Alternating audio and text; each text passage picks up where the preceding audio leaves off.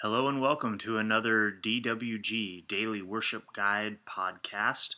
I'm Derek Davis, the Associate Pastor at Discovery Church of the Nazarene, and today we're going to be talking about the Daily Worship Guide for February 16th through the 21st, which focuses in on the question presented in Matthew chapter 16 by Jesus, "Who do you say that I am?" So as a way of focusing on this question, I guided us toward 5 passages that are kind of central to the confession about who Jesus is.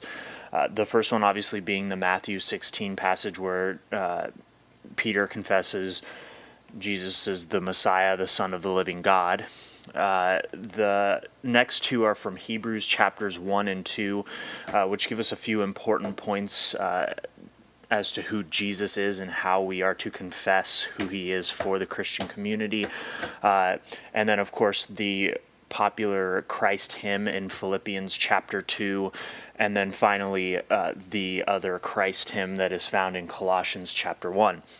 And what I really wanted us to focus on this week as we reflect on these passages is how we are the recipients of these testimonies of who Jesus is purely and simply because Jesus authorized Peter and his fellow disciples to convey this testimony, and that without them we would have nothing to say about the subject. And so as we go through this week, I think it's good to have the posture of thankfulness that we have access to this testimony in the first place so that we can say anything.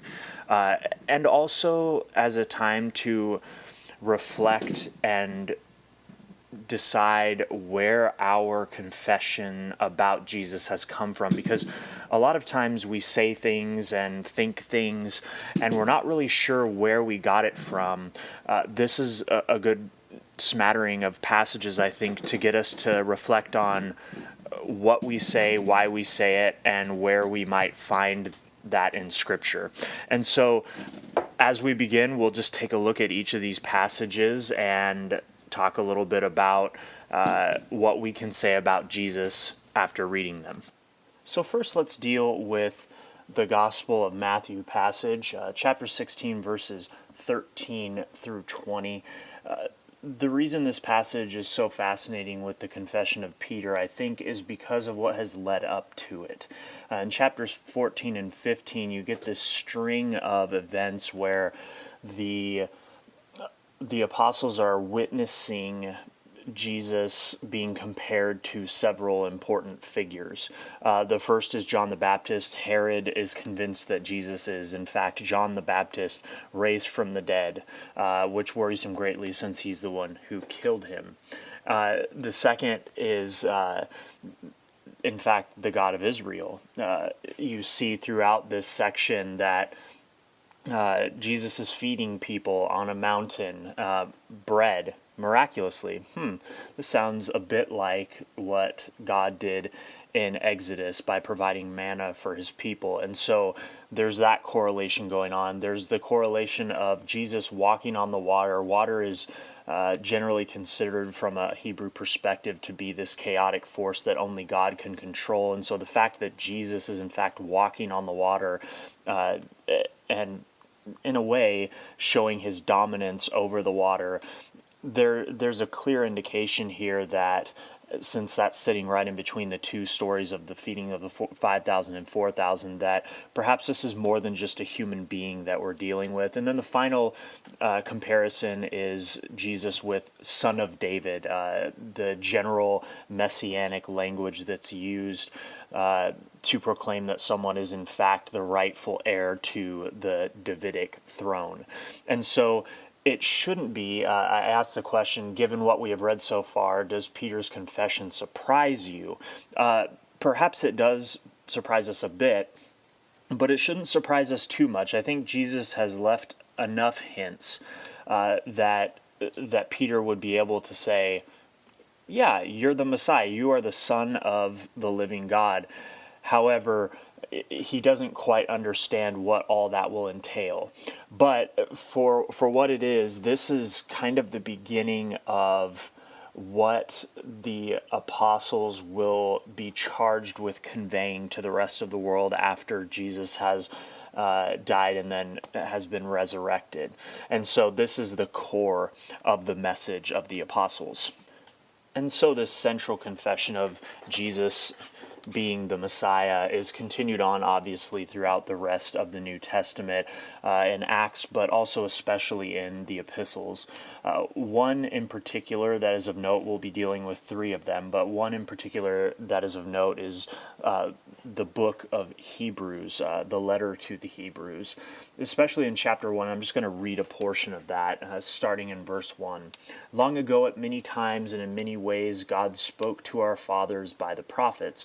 But in these last days he has spoken to us by his Son, whom he appointed the heir of all things, through whom also he created the world.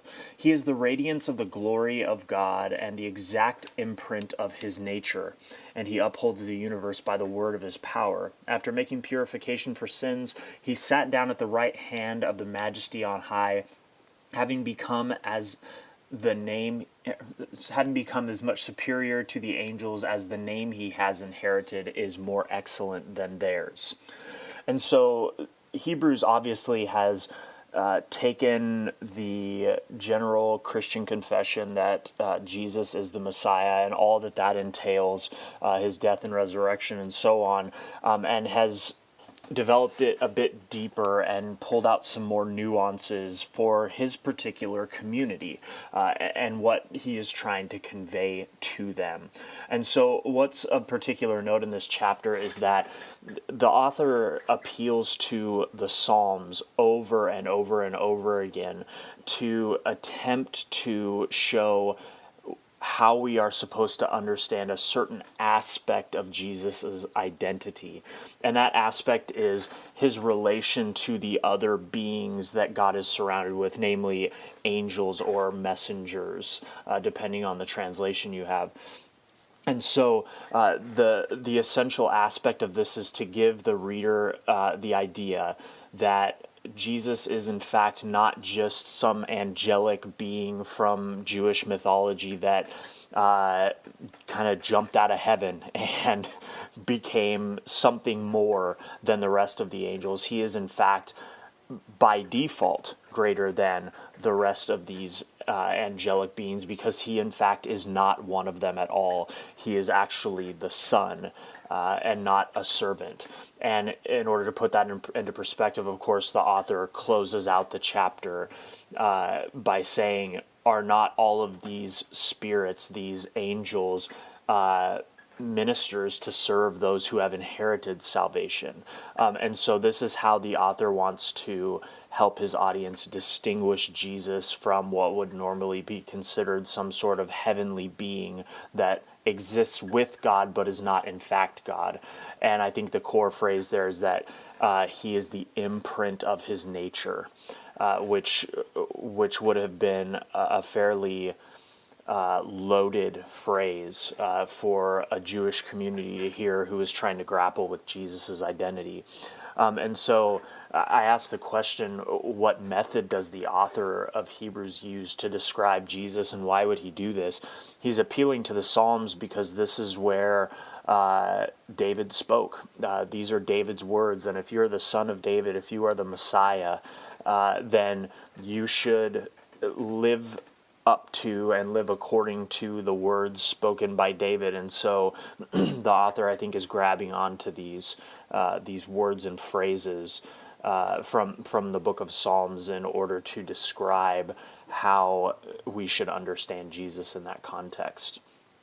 And then the second chapter also gives us a little bit more insight, but he shifts gears quite drastically, and I want to focus our attention in starting at verse 10, where the author of Hebrews really goes to great lengths to describe to us the necessity of understanding Jesus as our brother. And if you read starting in verse 14, since therefore the children share in flesh and blood, he himself likewise partook of the same things, that through death he might destroy the one who has the power of death, that is the devil, and deliver all those who through fear of death were subject to lifelong slavery.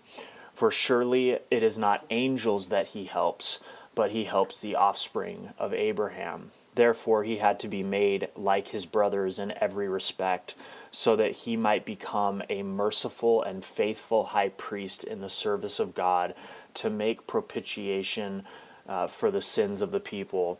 For because he himself has suffered when tempted, he is able to help those who are being tempted.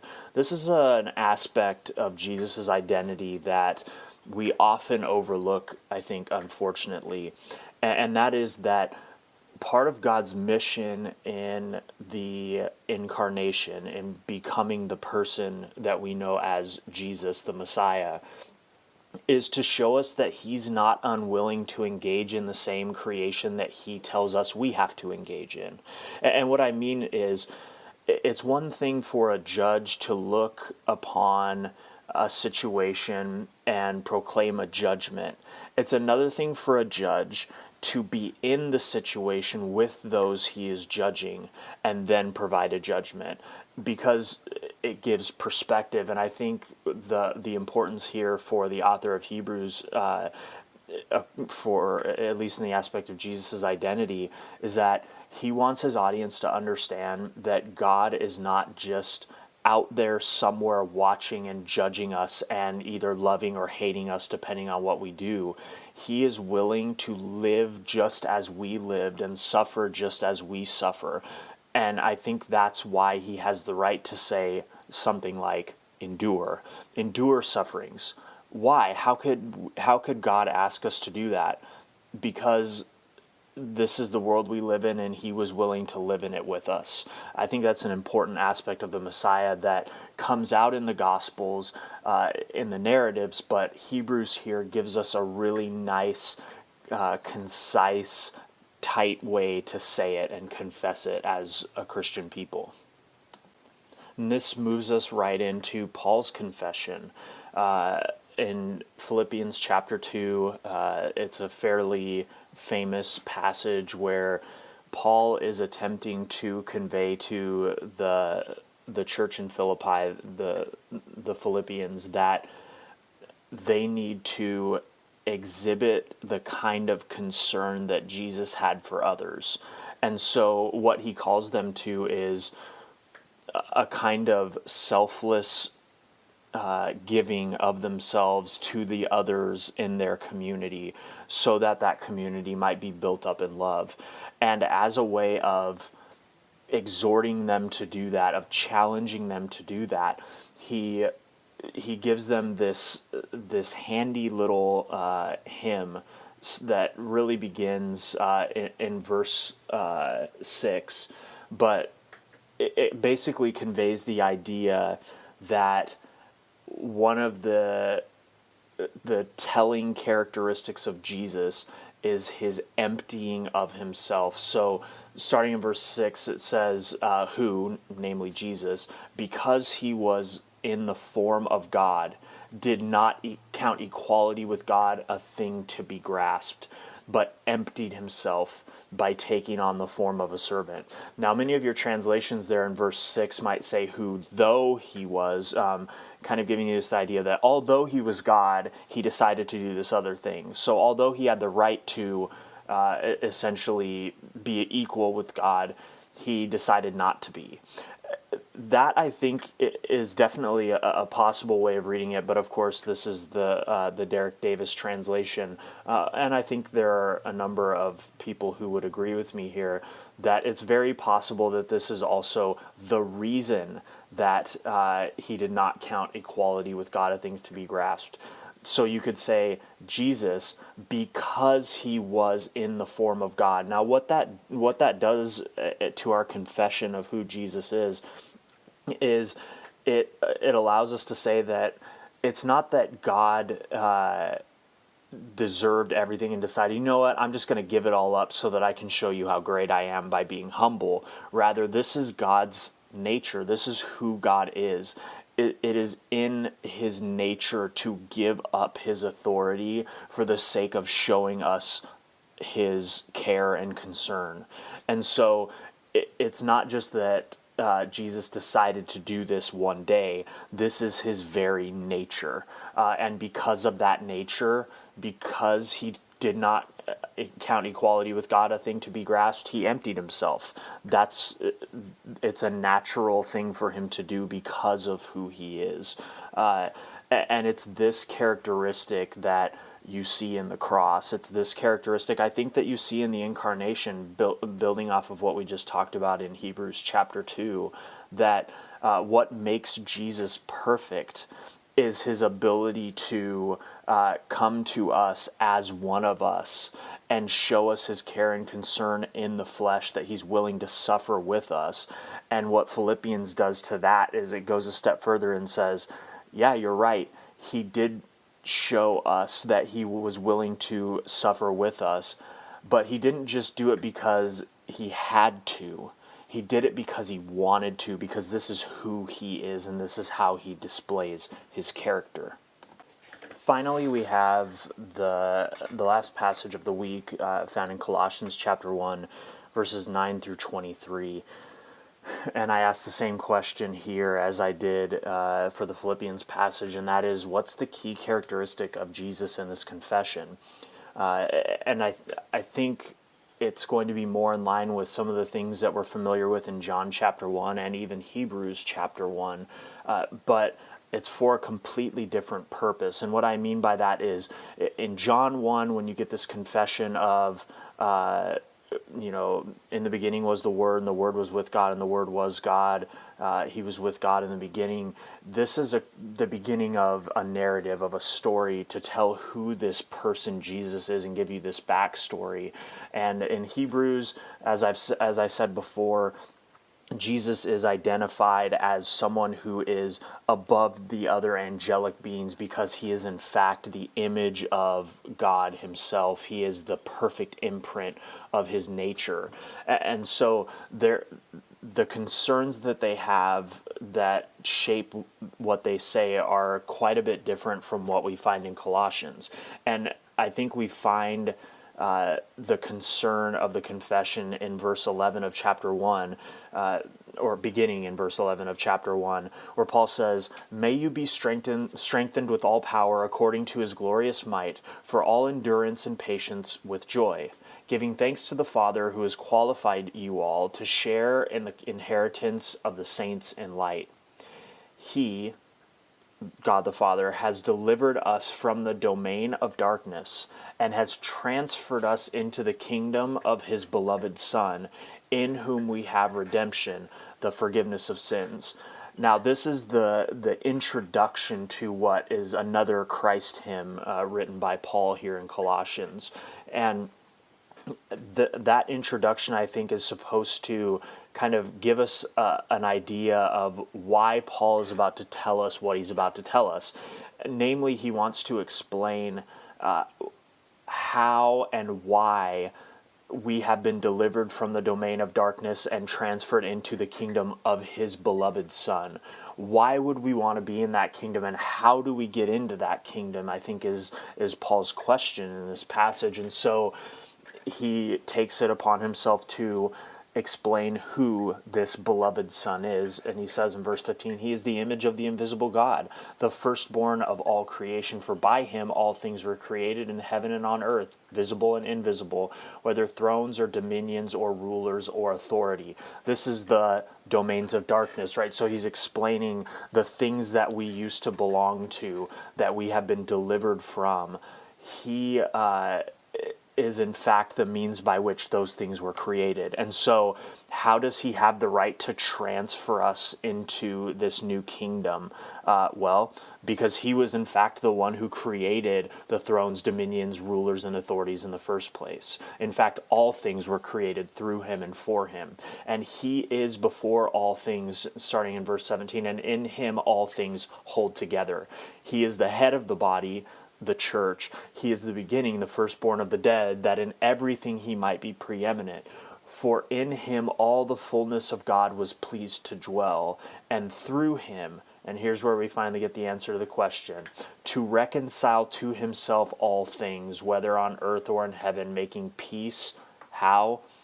by the blood of his cross. And so, once again, when you look at Philippians 2 and you look at Colossians 1, you feel like they couldn't be more different, right? One is sitting here telling you Jesus gave up his throne, he came down, he became one of us, he emptied himself so that he would even be obedient to death.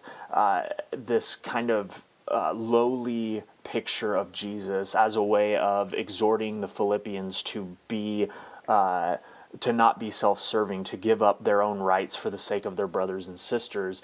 And then here in Colossians you have Jesus is the creator of all things. In him all things hold together. This grandiose kind of high idea of who Jesus is. And so you could look at these two and say, is this even the same person, the same character at all?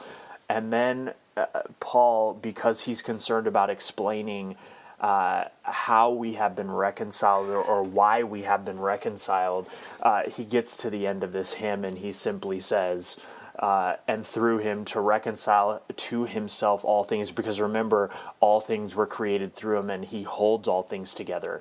But how does he reconcile all things? By making peace by the blood of his cross. And so you still have that aspect of the self-emptying Messiah built into this otherwise kind of grandiose hymn of the heavenly picture of Jesus who sits over all of creation and rules it all, but he's still the one who holds it together and reconciles it because he is in very nature God and willing to empty himself, becoming obedient to death. And so as you look at these four chapters in relation, Hebrews 1, Hebrews 2, Philippians 2, Colossians 1, in relation to Matthew 16, this is what that initial confession of Peter, you are the Messiah, the Son of the living God, this is how the early church has begun to shape and fill that phrase with the meaning that it needs in order to instruct the Christian community and in order to help that instruction shape the behavior of the Christian community. And without that initial confession of Peter, you are the Messiah, the Son of the living God, all of this likely would not be a part of our vocabulary and existence. And so I think we should take the time to humbly give thanks for these early messengers that have so faithfully preserved and given us this early witness of who the Messiah is for the church universal and for us here at Discovery.